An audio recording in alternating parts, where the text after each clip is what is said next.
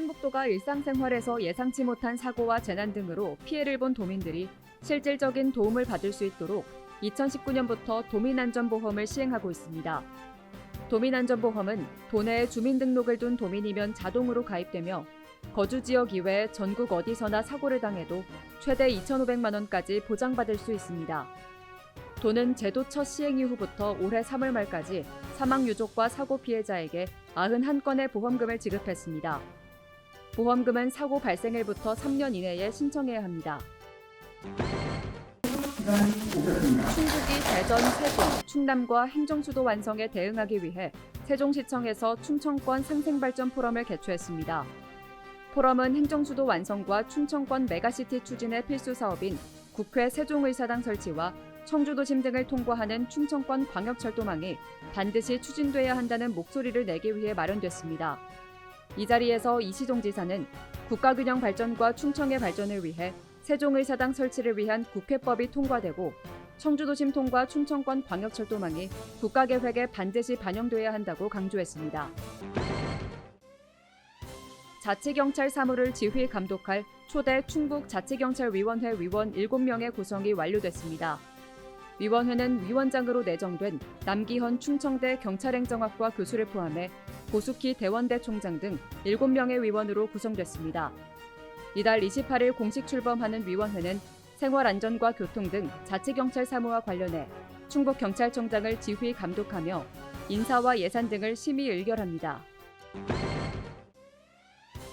대한기계설비건설협회 충북도회가 충북인재양성재단에 장학금 500만 원을 기탁했습니다. 김동호 회장은 도지사 집무실에서 장학기금을 전달하며 지역의 인재들이 폭넓은 기회를 접할 수 있는 밑거름이 되길 바란다고 말했습니다. 한편 설비건설협회 충북도회는 2016년부터 매년 장학금을 충북인재양성재단에 기탁해오고 있습니다. 충북도가 여름철 자연재난으로부터 도민을 보호하기 위해 오는 10월 15일까지를 자연재난 대책기간으로 정하고 대응체제에 돌입했습니다. 도는 이 기간에 재해 우려 지역과 지하차도, 취약시설물 등 2,400여 곳을 지속적으로 점검합니다.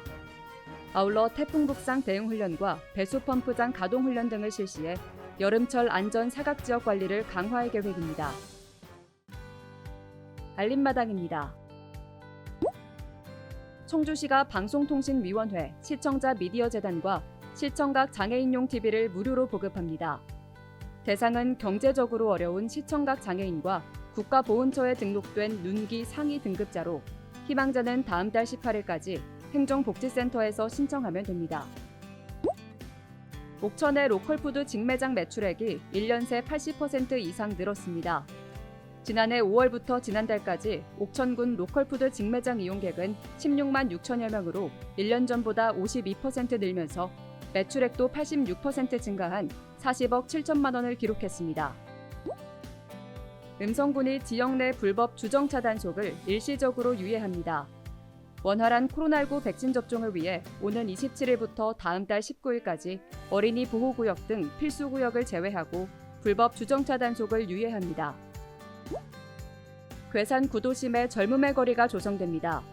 괴산구는 괴산읍 동구리 일대에 차 없는 거리와 증강현실 스포츠시설, 포토존으로 구성된 젊음의 거리를 오는 8월까지 조성할 계획입니다.